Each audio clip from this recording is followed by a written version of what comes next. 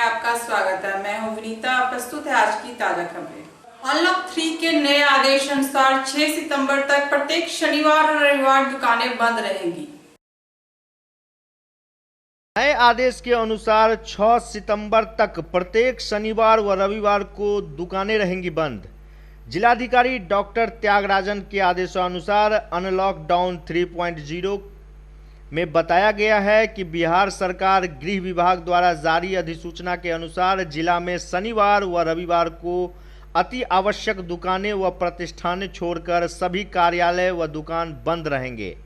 इसके बावजूद कई दुकानदार शनिवार को खोले देखा गया, जिसके बाद पुलिस प्रशासन ने उसे बंद कराया और कई जगह पर आवश्यक कार्रवाई भी की गई है।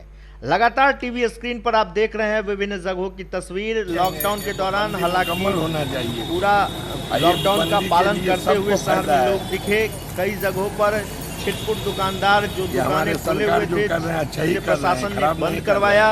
इस दौरान वरीय पुलिस अधीक्षक बाबूराम, नगर पुलिस अधीक्षक योगेंद्र कुमार लगातार सभी जगहों पर नजर बनाए हुए हैं। दुकान वगैरह खुली है कि बंद है? नहीं, दुकान तो सब बंद है, एक तो भी खुली नहीं है। ये रहना चाहिए। क्या नाम हुआ आपका? हमारा नाम हुआ मोहम्मद हलीम, जिला महासचिव जदूर। सरकार द्वारा जो शनिवार रविवार को बाजार बंद रखना है, उसी के तत्वाधान में सभी व्यवसायियों ने स्वतः अपनी दुकानों को बंद रखा है, जिसके कारण पूरा टावर बड़ा बाजार कटिवर सन्नाटा की ओर है और सभी व्यवसायीगण एकजुट होकर सभी दुकान बंद रख के अपने अपने घर की ओर प्रस्थान किए हुए। अभी कुछ स्थानीय लोगों द्वारा जो सूचना मिली है कि मिठाई घर खुला हुआ था, वहाँ ने पुलिस ने पहुँच करके वहाँ रेड किया। क्या मामला है, क्या जानकारी? एक आदमी को पकड़ के भी ले गया। जानकारी ऐसा है, जहाँ तक हम लोग को नज़र में है कि होटल ये सब खोलने का अनुमति तो है, होम डिलीवरी है और टेक अवे दोनों इसके अंदर में है, और बाकी प्रशासन किस आधार पर ले गई है ये तो प्रशासन ही बता सकते हैं इसके अंदर में। दरभंगा न्यूज एक्सप्रेस के लिए अरुण कुमार के साथ राजू सिंह की रिपोर्ट। दरभंगा में शनिवार को चर्चन पर्व को लेकर लोगों में खरीदारी के समय सोशल डिस्टेंस की धज्जियां उड़ गई। दूध के लिए लोग लंबी लंबी लाइनों में एक दूसरे के साथ नजर आए। वहीं आज दूध की बिक्री कालाबाजारी के साथ हो रही थी। लॉकडाउन को लेकर कई पर्व प्रभावित हैं। शनिवार को चौड़चन पर्व को लेकर शहर में लोगों का भीड़ देखने को मिला। खास तौर पर दूध के दुकानों पर, सुधा दूध के दुकानों पर जबरदस्त भीड़ देखी गई, लंबी लंबी लाइनें देखी गई। आप टीवी स्क्रीन पर देख रहे हैं किस तरह से लोगों का भीड़ है। यह भीड़ किसी और बातों के लिए नहीं, सिर्फ और सिर्फ दूध के लिए है। क्योंकि त्योहार में दूध का डिमांड काफ़ी अधिक बढ़ जाता है, लेकिन नहीं तो जिला प्रशासन के द्वारा इसकी मुस्तैदी से तैयारी की गई हुई थी, ना ही लोगों ने सोशल डिस्टेंसिंग का पालन किया। तो इससे आप टीवी स्क्रीन पर देख सकते हैं कितनी समस्या हुई, और यही बातों का फायदा उठाकर दुकानदारों ने भी खूब ग्राहकों को लूटा। 60 रुपये लीटर तक बाजार में दूध बिके, सुधा दूध के, जो कि 43 रुपये फुल क्रीम का दाम है, और वह भी 60 से 65 रुपये में कई जगहों पर खबर आई कि बिकी। तो काला बाजारी भी दूध का देखने को मिला। लेकिन लोगों का जो सबसे भयावह तस्वीर टीवी स्क्रीन पर आप देख रहे हैं वह है भीड़ की। कोरोना जैसे काल में लोगों का भीड़ इस तरह से जमा होना काफ़ी भयावह तस्वीर है। 50 रुपये लीटर मिल रहा है, 44 रुपये 44 का दूध। कहाँ पर मिल रहा है 50 रुपये? गांधी चौक पर, महाराजी पुल पर, सोहनकरपुर में, सब जगह। नहीं, दूध ब्लैक से बिक रही है। पूरे ब्लैक से बिक रही है। 50 रुपये दूध बिक रहा। क्या नाम है आपका? संजय कुमार साहब। शनिवार को गणेश चतुर्थी का पर्व मनाया गया। लॉकडाउन के चलते लोगों में इसका उत्साह देखने को नहीं मिला। मेयर वैजयंती देवी खेड़िया के आवास पर हर वर्ष की भांति इस वर्ष भी यह पर्व सोशल डिस्टेंस का नियमों का पालन करते हुए मनाया जा रहा है। शनिवार को कई जगहों पर गणेश चतुर्थी का पर्व भी मनाया गया। इस दौरान शहर की मेयर वैजयंती देवी खेड़िया के आवास पर भी गणेश पूजा बड़े ही धूमधाम से मनाया गया, लेकिन सोशल डिस्टेंसिंग व कोरोना लॉकडाउन का नियम का भी पालन साथ में किया गया। उनके आवास पर हर साल गणेश पूजा की तैयारी होती है और बड़े ही धूमधाम से पूजा होता है। ये गणेश पूजा मेरे आवास पर 1938 से हो रही है। ये 82वां साल है। हम लोग हर साल ये 6 दिन का उत्सव होता है। इस साल 22 से 27 तक का हमारे पूरे परिवार के साथ, पूरे शहर के साथ मिलके हम लोग बड़े धूमधाम से मनाते हैं। इस बार देश जो महामारी के चलते जो सरकार की गाइडलाइन है उसके तहत हम यहाँ अपने घर पर पूजा कर रहे हैं और भगवान श्री गणेश से हम लोग आग्रह कर रहे हैं, भगवान निवेदन कर रहे हैं कि भाई जो महामारी में ये पूरा विश्व उलझा हुआ है इससे मुक्ति दिलावे, ताकि आम लोग जिस तरह 5-6 महीना से परेशान हैं उनको राहत मिले और जनजीवन जो है वो सामान्य हो जाए। भीषण बाढ़ ने जिले की 80% फसल को बर्बाद कर दिया। बाढ़ से सबसे ज्यादा नुकसान दरभंगा जिले को हुआ है। ऐसे में किसानों की उम्मीद टूट चुकी है और कुछ किसान ऐसे हैं जो दूसरे जिले से बिचड़ा खरीदकर दोबारा धन रोपनी कर रहे हैं। इनका ये हौसला तारीफ के काबिल है। इन किसानों के हौसले को सलाम। बाढ़ में डूब गई धान की फसल दोबारा कर्ज लेकर कर रहे हैं धान की रोपनी। भीषण बाढ़ में जिले के करीब 80% फसल को डुबा दिया है। अधिकतर किसानों की उम्मीद टूट चुकी है। इसके बावजूद कुछ किसान ऐसे हैं जो कर्ज लेकर दूसरे जिले से महंगा बिचड़ा खरीदकर दोबारा धान की रोपनी कर रहे हैं। इनका ये हौसला तारीफ के काबिल है। बिहार में बाढ़ से सबसे ज़्यादा नुकसान दरभंगा जिले को हुआ है। यहाँ के 18 में से 15 प्रखंडों की 20 लाख से ज़्यादा आबादी बाढ़ से प्रभावित हुई है। लोगों के घर बार डूब गए हैं और लोग सड़कों पर रह रहे हैं। लोग दाने दाने को मोहताज हैं। इस बाढ़ में किसानों की साल भर की उम्मीद भी तोड़ दी है। उनका निवाला छीन गया है। बाढ़ प्रभावित सदर प्रखंड के दिलावरपुर पंचायत के गढ़िया गांव के लोगों ने करीब 80 एकड़ में धान की रोपनी की थी। इस गांव में मुश्किल से 1 एकड़ धान भी बची है, बाकी सब डूब गई है। अब यहाँ के कुछ किसान समस्तीपुर जिले से दोबारा महंगा बिचड़ा खरीदकर धान की रोपनी कर रहे हैं। इन्हें सरकार से तो कोई खास उम्मीद नहीं है, लेकिन उन्हें लगता है कि भगवान उनका नुकसान जरूर पूरा करेंगे। स्थानीय किसान महेंद्र यादव ने बताया कि बाढ़ में उनकी धान की फसल डूबकर बर्बाद हो गई। अब दोबारा समस्तीपुर जिले से 5000 का बिचड़ा खरीद कर लाए हैं और धान की रोपनी कर रहे हैं। फसल होती या न होगी ये तो ऊपर वाले जाने। उन्होंने कहा कि पिछली बार 4 बीघा धान रोपनी की थी, लेकिन सब डूब गया। उन्होंने कहा कि मजदूरी से लेकर मजदूरों को खिलाने पिलाने का भी खर्च लग रहा है।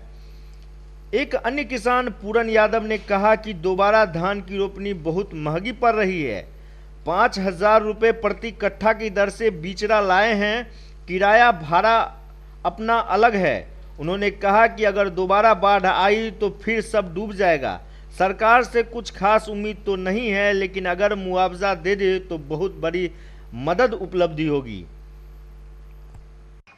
दहाड़ आया, दहा गया, दोबारा फिर रोपते हैं। 5000 के बिया खरीद कर लाए हैं। कहाँ से लाए? समस्तीपुर से। तो क्या उम्मीद है आपको? अब होगा कि नहीं होगा से क्या जानेंगे, ऊपर वाला जानेगा। पिछला बार आप कितनी रोपनी किए थे धान की? 4 बीघा कर रहे थे। क्या हुआ? सब दह गया? सब दह गया। तो अभी जब आप ये रोपनी कर रहे हैं तो कितना खर्चा लग रहा है? जौन बोन खाना पीना सबका खर्चा लग गया है। बाढ़ आया, दह गया सब है, इसीलिए रोप रहे हैं। क्या उम्मीद है? उम्मीद तो अब है कि भगवान अगर इसमें दे देगा, कुछ हो जाएगा तो हो जाएगा, नहीं तो फिर वो इसी हो जाएगा। कितना महंगा पड़ रहा है ये आपको दोबारा रोपना? महंगा तो 5000 के कट्ठा बिची ले रहे हैं। उसके बाद भाड़ा किराया लग रहा है, जौन लग रहा है, रोपा रहे हैं। अब ये बताइए कि अगर फिर से दोबारा बाढ़ आ गई तो क्या कीजिएगा? दोबारा आएगा तो फिर चल जाएगा। सरकार कुछ मदद कर देगा तो हो सकता है कुछ सरकार से क्या उम्मीद है आपको? उम्मीद तो अभी नहीं है कुछ है। वो देंगे तब ना। समाहरणालय परिसर अवस्थित अंबेडकर सभागार में जिलाधिकारी त्यागराजन एसएम की अध्यक्षता में ऑनलाइन बैठक की गई। जिलाधिकारी ने सभी अनुमंडल पदाधिकारी एवं थाना अध्यक्ष को कोविड-19 की रोकथाम के लिए मास्क चेकिंग अभियान चलाया जाए, इसका निर्देश दिया। रिक्वायरमेंट की टैबलेट का वितरण करने का निर्देश भी दिया। बाढ़ और कोरोना को लेकर जिला अधिकारी ने ऑनलाइन की बैठक। समाहरणालय परिसर स्थित अंबेडकर सभागार में जिलाधिकारी डॉक्टर त्यागराजन एसएम की अध्यक्षता में बाढ़ व कोरोना को लेकर ऑनलाइन बैठक की गई।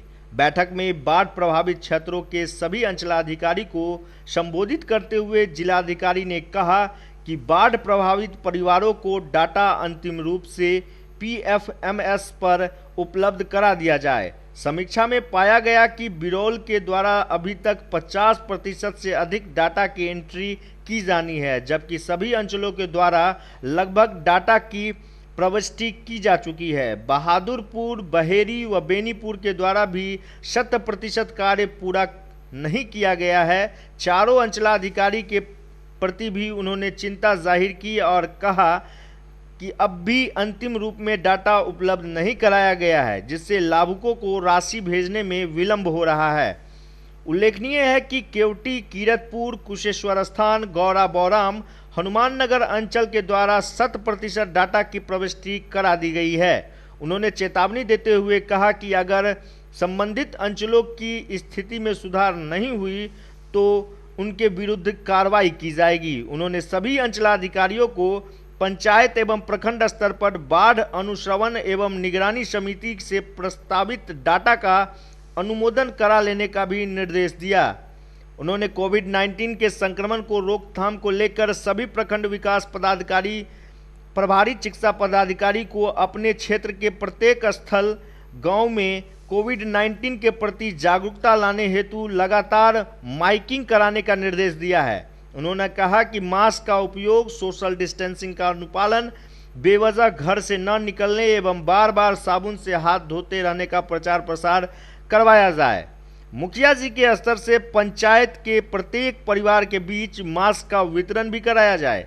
यदि किसी पंचायत में मास्क का वितरण नहीं कराया गया है तो प्रखंड विकास पदाधिकारी संबंधित मुखिया जी से समन्वय स्थापित कर मास्क का वितरण करवा दे। अगर कहीं से भी मास्क का वितरण नहीं होने की सूचना मिलेगी तो संबंधित प्रखंड विकास पदाधिकारी को जिम्मेवार माना जाएगा और उनके विरुद्ध कार्रवाई की जाएगी। उन्होंने कहा कि सभी प्रभारी चिकित्सा पदाधिकारी एवं चिकित्सा कर्मियों को PPE किट में होम आइसोलेशन वाले मरीजों के घर भ्रमण करवाए और आइसोलेशन वाले व्यक्ति से हालचाल लिया जाए ताकि भ्रमण का अभिलेख भी रखा जाए। साथ ही स्टेप 1 संस्था द्वारा जिन होम आइसोलेशन के मरीजों की सूचना दी जा रही है उनके यहाँ भी भ्रमण कर चिकित्सकों द्वारा उन्हें देखा जाए। उन्होंने civil surgeon doctor Sanjeev Kumar Sinha एवं DPS श्री विशाल कुमार सिंह को कहा कि कोविड-19 के संक्रमण को रोकने के लिए इंटरमेटिक टैबलेट का वितरण पॉजिटिव मरीज तथा उनके संपर्क में आने वाले लोगों को स्वास्थ्य कर्मियों के बीच कराया जाए। उल्लेखनीय है कि इस टैबलेट से पॉजिटिव मरीजों को लगातार 3 दिन संपर्क में लाने वाला पहला दिन और 7वां दिन और स्वास्थ्य कर्मियों को पहला, 7वां एवं 30वां दिन रात में खाना है। 2 घंटे बाद खाने के बाद यह टैबलेट काम करने लगता है। यह टैबलेट गर्भवती व धात्री महिला तथा 2 वर्ष से कम बच्चों के लिए प्रतिबंधित है। इस दवा में कोरोना के संक्रमण से बचने एवं संक्रमित व्यक्ति को जल्द स्वस्थ होने का लाभ मिलता है। जिलाधिकारी ने सभी अनुमंडल पदाधिकारी एवं थाना अध्यक्ष को कोविड-19 की रोकथाम के लिए मास्क अभियान चलाते रहने का निर्णय भी किया।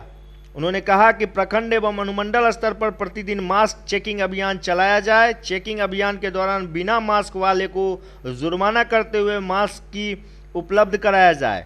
इसके लिए जीविका एवं पर्याप्त संख्या में मास्क क्रय कर लिया जाए। दरभंगा के 16 वार्ड बाढ़ से प्रभावित हुए थे। कुछ जगहों को छोड़कर अधिकतर जगहों से बाढ़ का पानी अब उतर चुका है। पहले से कोरोना महामारी की मार झेल रहे लोगों को पानी उतरने के साथ ही दूसरी बीमारियां फैलने की चिंता सताने लगी है। ऐसे में जो मोहल्ले बाढ़ग्रस्त थे उनकी सफाई कराने में नगर निगम पीछे हट रहा है। लोगों का कहना है एक बूंद चूना तक नहीं छिड़का गया, ब्लीचिंग पाउडर तो दूर की बात है। बाढ़ के बाद कई जगहों पर अब शहर में पानी कम होने लगा है। वहां ब्लीचिंग पाउडर और चूना का छिड़काव नहीं होने से महामारी फैलने की आशंका व्यक्त की जा रही है। शहर के वार्ड 16 में बाढ़ से प्रभावित हुए थे।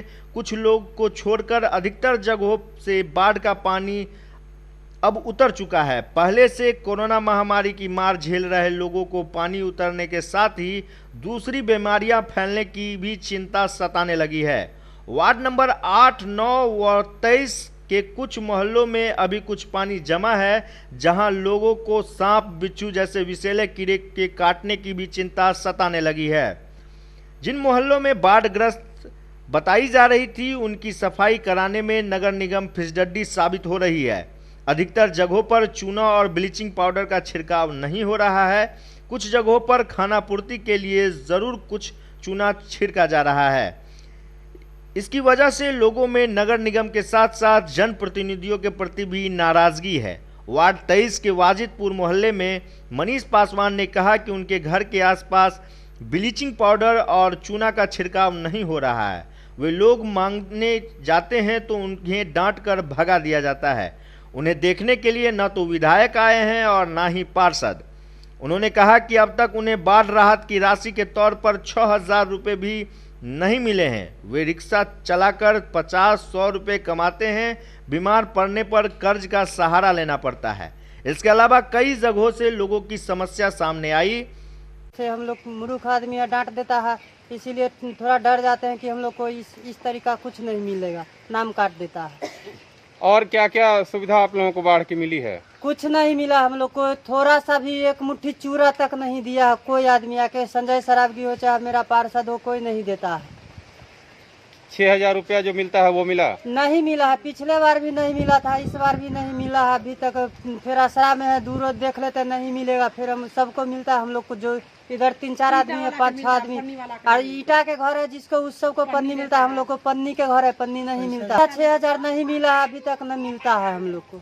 अच्छा, कैसे जिंदगी चल रही है आप लोग? जिंदगी देखिए, हम लोग रिक्शा चलाते हैं, जाते हैं, 150 कमाते हैं, उसी में खाते हैं। दवाई बीरो होता है तो केकरो से 1,000-2,000 कर्जा लेके बच्चा को इलाज कर लेते हैं।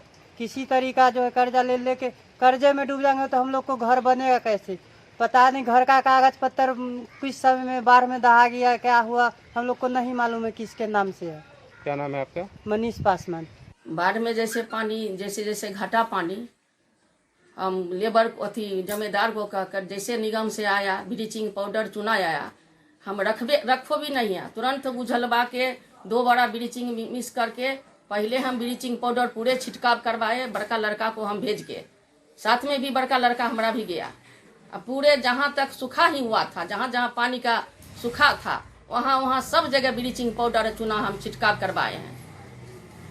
लेकिन कुछ लोगों का आरोप है कि अभी तक न चूना छिटा गया है न ब्लीचिंग पाउडर छिटा गया है। नहीं, ये जो बोल रहा है कोई गलत बोल रहा है। ये व्यक्ति जो बोल रहा है, तो रोड को काट को जो हो गंदा पानी बहाने के बला में जो लेटरिन वाला पानी बहता है, उस बला में जैसे वेजिटेबल वाला भी पाइप को जो है उस बला में जो है गंदगी के लिए जो है, इसी के लिए बोला गया। उस तरीका वो आवाज उठाता है, इस तरीका आरोप लगा रहा है। क्या रोड काटने का परमिशन नगर निगम दिया था उसको? नहीं, फिर भी अपने मन से रोड काटा? अपने मन से काटा रोड। हम लेबर से भी पूछे कि रोड किससे पूछ के काटा, तो कहा कि हम पूछ लिए हैं। प्लस आपको जो नल जल का जो पाइप आता है पानी सप्लाई का, वो पाइप वहाँ लगा हुआ है, उसके बारे में क्या कहेंगे? वो भी लगा हुआ है, वहीं पर लगा हुआ है, बिना पूछे हुए किसी से पूछ कर जो है वो सेबल भी खोल लेता है। जैसे जैसे पानी उतर रहा है तो नगर निगम के हम लोग ने सर्वेक्षण किया है कि किस किस वार्ड में पानी उतर गया है। वहाँ पे जो भी जितने भी हमारे वार्ड जमादार, जोन प्रभारी और जो हमारे गोदाम प्रभारी हैं, उनको ये निर्देश दे दिया गया है कि जहाँ से भी पानी उतर रहा है वहाँ पे ब्लीचिंग पाउडर का हम लोग छिड़काव कराएंगे।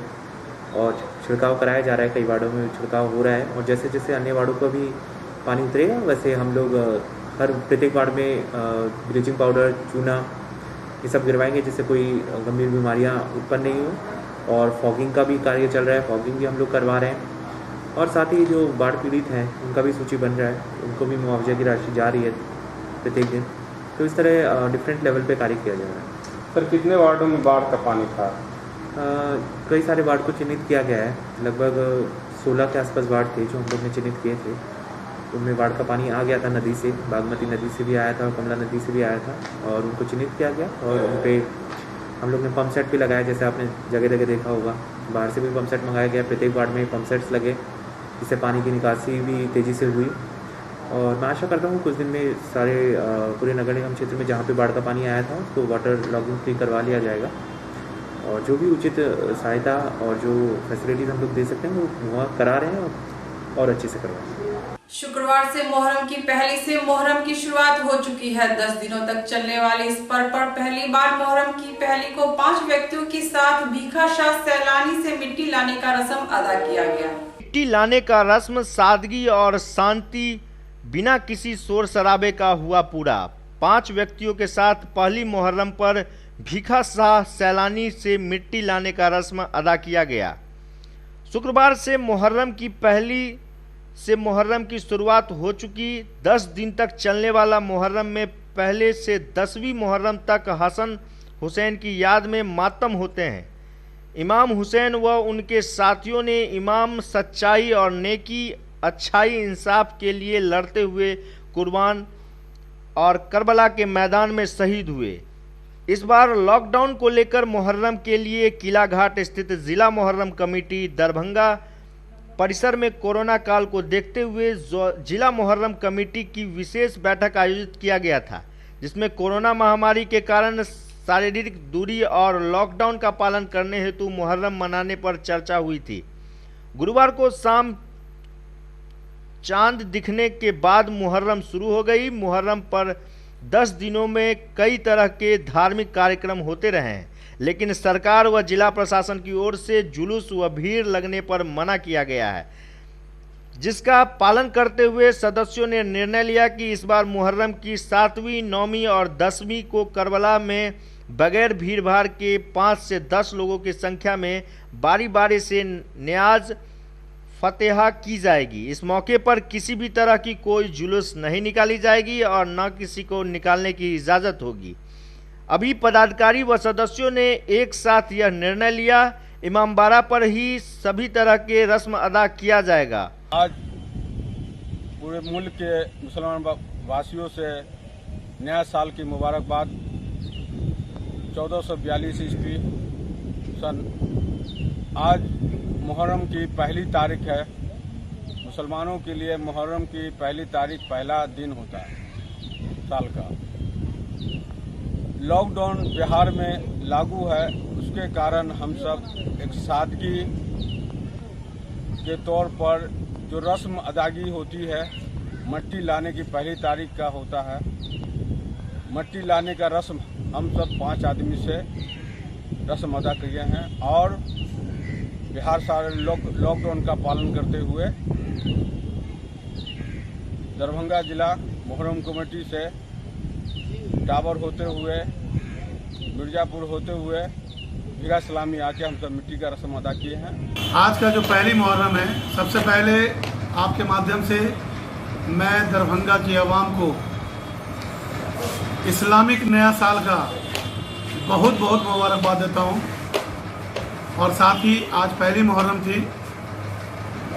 मुहर्रम में जो आज पहली मुहर्रम का जो प्रोग्राम होता था हमारे यहाँ ज़िला मुहर्रम कमेटी के ज़ेर एहतमाम मिट्टी लाने का रस्म अदा की जाती थी, जो लगभग 15 से 17 अखाड़ा से जाया करते थे। लेकिन इस बार लॉकडाउन को देखते हुए और जो सरकार का दिशा निर्देश है उसका पालन करते हुए उसको मानते हुए हम लोग 5 लोग सिर्फ मिट्टी लाने के रस्म को अदा किए हैं।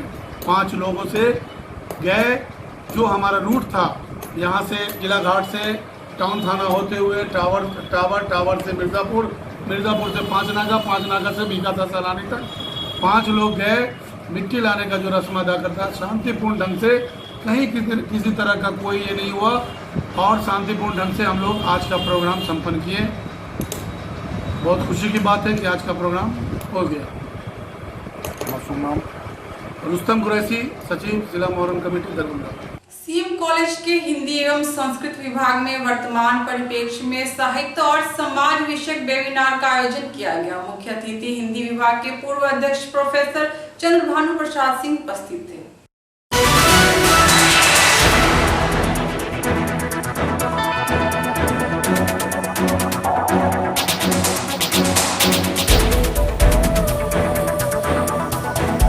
सीएम कॉलेज दरभंगा के संस्कृत विभाग एवं हिंदी विभाग के सौजन्य से आज एक वेबिनार का आयोजन हुआ। उसके लिए हम दोनों विभाग अध्यक्षों को साधुवाद देते हैं। सेमिनार का विषय भी बहुत ही समसामयिक था कि वर्तमान परिप्रेक्ष्य में समाज और साहित्य और समाज वर्तमान परिप्रेक्ष्य में देखने की कोशिश की गई। मुझे खुशी है कि देश के विभिन्न भागों से इसमें लोग जुड़े और प्रोफेसर चंद्रभानु प्रसाद सिंह, पूर्व विभाग अध्यक्ष ललित नारायण विश्वविद्यालय, मुख्य अतिथि के रूप में उन्होंने इस विषय पर विस्तार से अपनी चर्चा की। अन्य वक्ताओं में भी रामनाथ सिंह, अभी संस्कृत विभाग के जो विभाग अध्यक्ष हैं, हिंदी विभाग के विभाग अध्यक्ष हैं राजेंद्र शाह साहब, और अन्य लोगों ने भी इस पर विस्तार से चर्चा की। साहित्यकार का मुख्य काम समाज को नई दिशा दिखाना है। अगर आप साहित्यकार भी तटस्थ हो जाए तो फिर समाज का जो स्वरूप है उसके निर्माण की जो गति होगी वो रुक जाएगी। इसीलिए मैं बराबर कहता हूँ कि साहित्य को समाज का दर्पण होना चाहिए, साहित्यकार को समर्पण नहीं करना चाहिए। लेकिन आज विषम स्थिति है कि साहित्यकार समर्पित हो गए हैं किसी खास दृष्टिकोण के प्रति, किसी खास इस्म के प्रति, जबकि साहित्यकार को पक्षधर होना है। किसका? जो दलित हैं, जो पीड़ित हैं, जो मजलूम हैं, उनके साथ खड़ा होना है। मुझे खुशी है कि आज के तमाम वक्ताओं ने इस विषय को बहुत ही गंभीरता से लिया और इस विषय पर यह नतीजा निकाला कि साहित्यकार को तटस्थ नहीं होना चाहिए बल्कि पक्षधर होना चाहिए, ताकि आने वाली पीढ़ी ये न कहे कि सब जब मौन था तो साहित्यकार भी मौन थे। मुझे खुशी है कि संस्कृत विभाग और हिंदी विभाग ने एक बहुत ही ज्वलंत विषय पर ये वेबिनार रखा। मैं उन्हें पुनः साधुवाद देता हूँ। डॉक्टर मुश्ताक अहमद, प्रधानाचार्य, सीएम कॉलेज दरभंगा। आज का क्या कार्यक्रम रहा? आज सीएम कॉलेज दरभंगा के हिंदी विभाग तथा संस्कृत विभाग के संयुक्त तत्वावधान में वर्तमान संदर्भ में साहित्य और समाज विषय पर एक वेबिनार का आयोजन किया गया। इस वेबिनार में अनेक जगह के विद्वान, शिक्षक, शोधार्थी एवं विद्यार्थी सहित 100 से अधिक व्यक्तियों ने भाग लिया। यह कार्यक्रम आज साहित्य जो हमारा समाज का दर्पण कहा जाता है, आज कोरोना काल है। कोरोना काल में लोगों को जागृत करने के लिए, लोगों को सचेत करने के लिए, इन संकट से उबारने के लिए साहित्य, हमारे भारतीय साहित्य का क्या योगदान हो सकता है, इस पर चर्चा हुई। साहित्य के महत्व, साहित्य जो एक लिखित इतिहास का भी काम करता है और जिस समाज में कहा जाता है साहित्य समृद्ध होता है, वह समाज खुशहाल होता है तथा राष्ट्र भी उन्नति के शिखर पर पहुंचता है। के उम्मीदवार पुष्पम प्रिया ने शुक्रवार को झंझारपुर के वर्षों से निर्माणाधीन पेपर मिल के जंग खा रहे मशीन से लेकर करोड़ों रुपए की लागत से बने मकान का निरीक्षण किया। उन्होंने आश्वासन दिया, सरकार बनी तो पहली प्राथमिकता झंझारपुर पेपर मिल और मखाना उद्योग चालू करेंगे।